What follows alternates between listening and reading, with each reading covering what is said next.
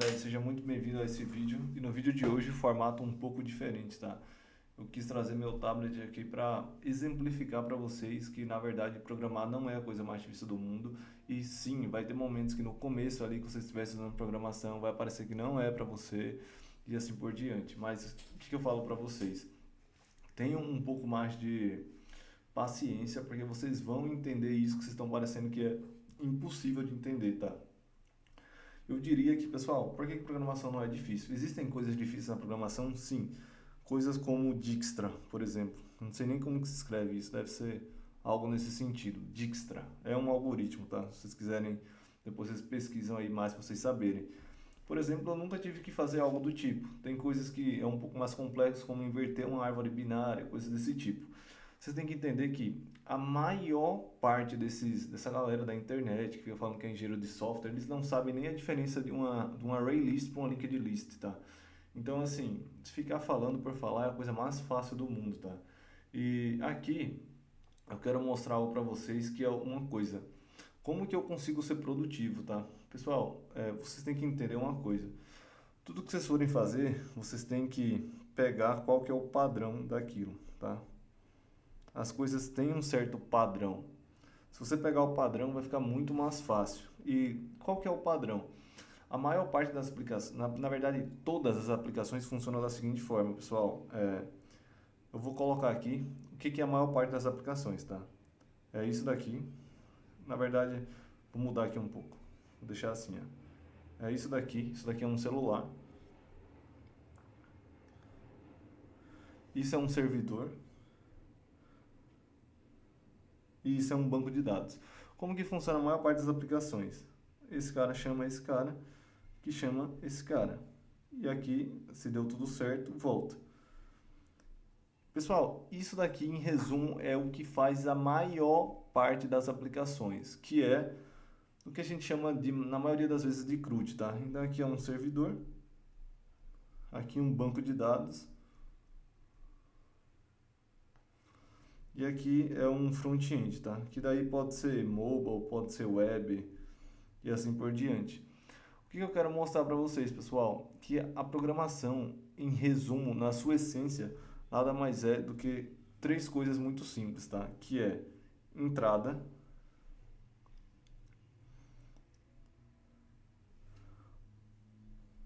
processamento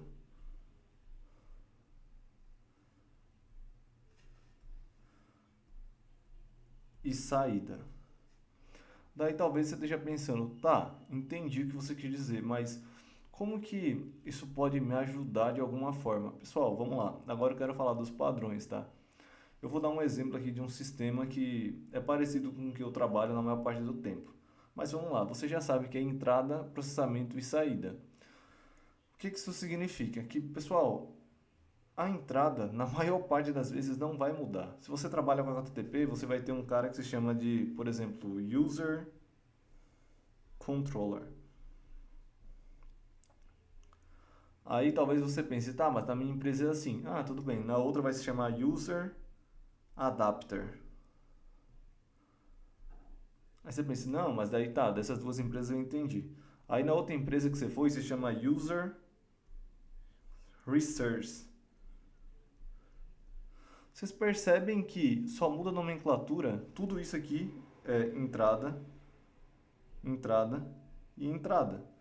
Não tem muito mais o que muda quanto a isso, tá? Aí vamos lá. Vamos para a saída agora. Vocês vão entender aonde eu quero chegar com isso. Então vamos lá.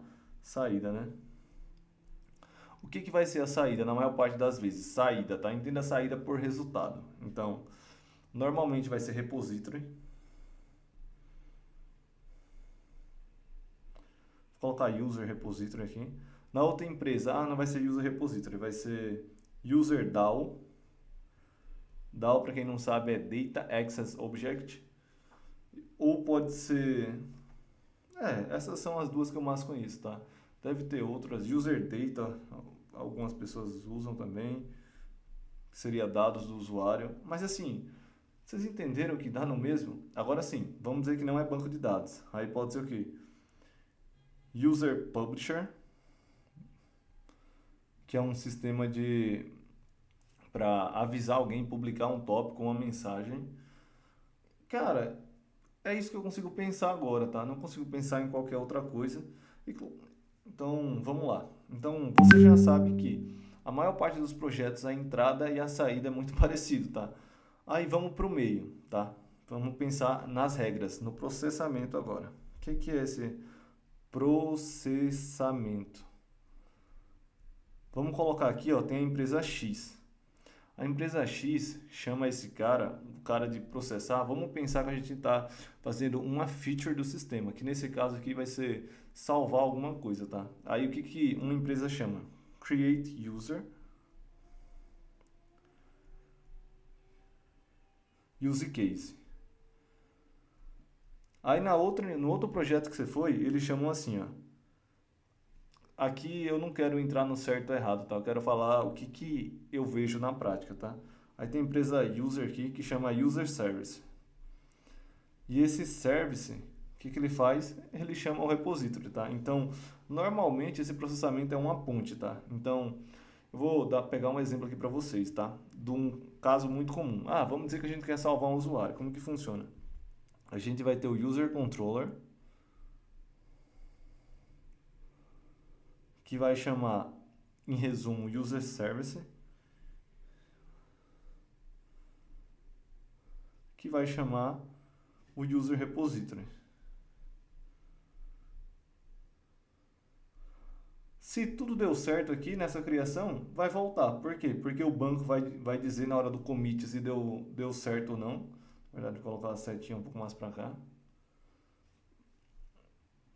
E aqui o user controle vai voltar falando para o usuário com status de 200, entendeu? Ok, por exemplo. O que é esse ok? Foi salvo, tá? Ou podia ser 201 de created. Enfim, isso é outra coisa. Nem todas as empresas usam todas as possíveis melhores práticas. Se você é desenvolvedor, entenda isso, que isso vai poupar muito mais a sua vida, porque muitas vezes, muitos de vocês se sabotam achando que todos os lugares, todo mundo é a pessoa mais qualificada, que usa as melhores práticas, a melhor tecnologia, faz tudo correto. Eu te garanto que não é essa a realidade dos fatos, tá? Então tá.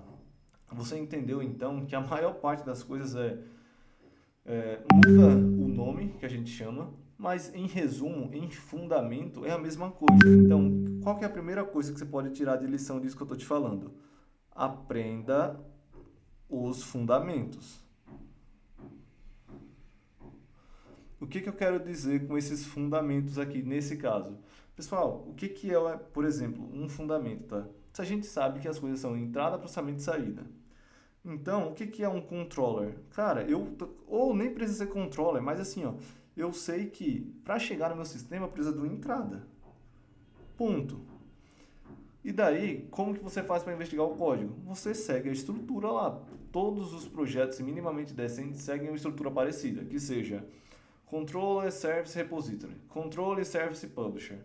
Aí pode ter use case, o use case pode usar um provider, pode usar um service, mas galera, isso daí é coisa que você pega em uma semana, 2 semanas, você tem que ser capaz de entender o padrão. Falar, ah, não, entendi, sempre funciona da seguinte forma. Por quê? Porque isso é uma das coisas que eu ia falar, que é uma das formas que eu penso quando eu vou desenvolver. Então,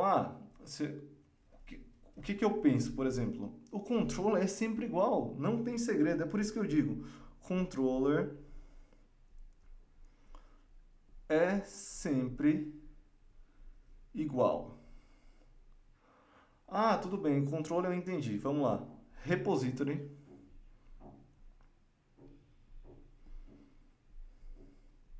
é sempre igual. O que muda? Na maior parte dos serviços é o service, e eu vou chamar de use case, tá? Use cases são diferentes. Ou seja, aonde que você deve esperar ter um pouco mais de complexidade no use case. Mas essa complexidade não é uma complexidade absurda. Ali é a regra de negócio. Por que eu te falei que as coisas são todas iguais, tá? Porque, cara, uma das coisas que me faz ser produtivo é não gastar tempo pensando em coisas que eu não preciso. Que eu poderia simplesmente fazer o quê? Automatizar. E automatizar, eu digo, na minha mente, tá? Ou, se eu quiser, eu posso fazer um code snippet. Ou seja, eu não preciso nem mesmo memorizar na minha cabeça. Então eu posso chegar lá no IntelliJ, em outras também deve ter, que você vai lá, aperta um botão ou pede para ele gerar um controller. Por quê? Porque, de novo, vamos pensar que a gente está em Java. Como que funciona? Public, class, user controller. Aí vamos pensar num framework. A maior parte dos frameworks trabalham da mesma forma. Tipo, não tem tanta diferença. Então, assim, ó, eu sei que aqui eu vou ter um user service. Aqui eu vou chamar só de service. Vamos dizer que eu só tenho esse cara. Daí, como que eu programo automático na minha cabeça? Eu venho aqui, Lombok, all args constructor. Pronto. Qual que é outro negócio que eu gosto de pôr aqui? Private final. Eu vou deixar só private. E aqui o método que eu vou chamar de save. Então vai ser um public void. Na verdade seria um response entity aqui, mas enfim. Save. Que recebe alguma coisa aqui dentro, né? Aí abre aqui, fecha o método, chama user service ponto save. E aqui chama esse cara. Então, assim, galera, a maior parte das coisas que você vai fazer é igual. Então, vamos lá. Services é a maior diferença, service e use case. Por que eu estou falando tudo isso, pessoal? Porque, assim, para você ser produtivo, a primeira coisa que você tem que fazer é ganhar fluência no Java ou na linguagem que você tiver e no seu framework. Por quê? Porque a maior parte das coisas é exatamente igual. Então, vamos lá. Como que eu faço um teste unitário em Java, por exemplo, que é o que eu trabalho, e JUnit? Eu vou lá em cima da classe, coloco uma extend with Mockito extension. Se eu não quiser fazer assim, eu posso colocar um before each e fazer o mock lá. Como que eu uso? Aí tem a estruturazinha, que é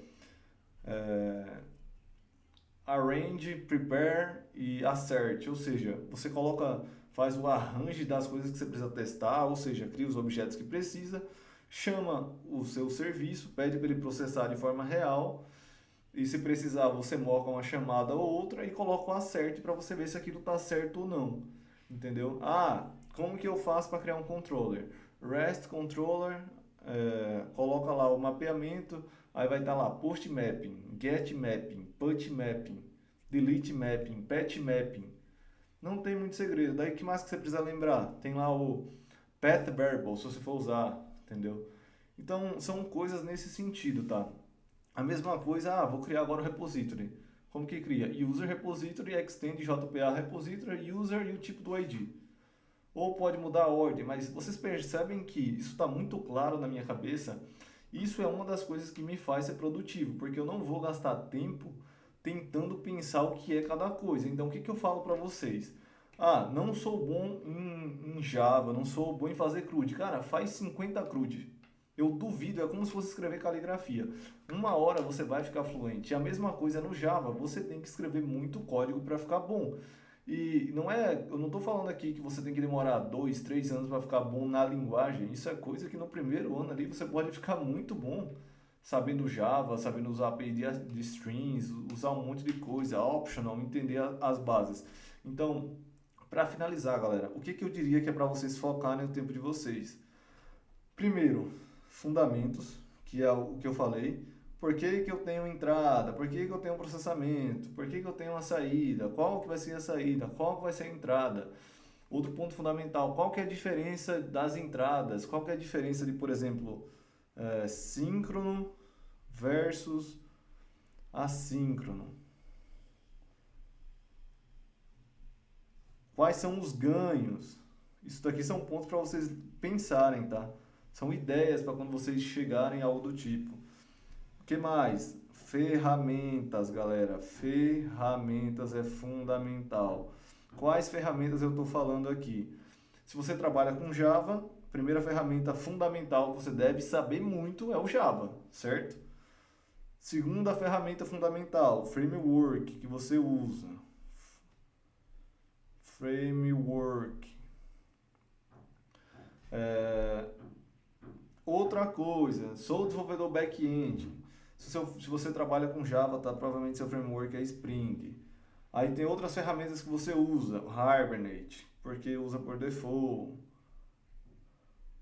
O que mais que usa com Spring? JPA. O que mais que utiliza com Spring? Utiliza Jackson lá para fazer serialização e deserialização. Aí como que você tem que pensar agora? Deserialização e serialização, o que que é essas coisas?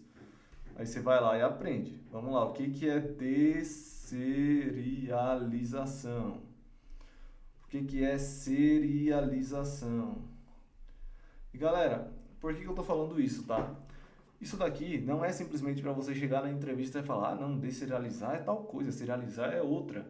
Galera, se você não souber isso daqui, muitas vezes você vai pegar um erro básico no Java que fala assim, Jackson cannot deserialize this date. Tipo assim, o Jackson não consegue deserializar essa data. Por quê? Por causa do formato. Porque você pode passar um local date time ou um zona date time de formatos diferentes. Então, como que você faz? Você vai lá, coloca a anotação, @JSON format e resolve o problema. Ou tem outras maneiras de fazer, mas esse é um doce. A mesma coisa, tem um sistema de um terceiro que espera receber a data de tal forma. Como que você faz? Você coloca uma serialização customizada para aquele tipo de objeto. E assim por diante. Então, por mais que não pareça, por mais que na maior parte desses cursos não ensine essas coisas, isso é fundamental, galera. Então, assim, se aprofunde no framework, se aprofunde na linguagem e entenda conceitos desse tipo, serialização, Jackson e o mais importante, tá? Aprenda soluções padrões, tá?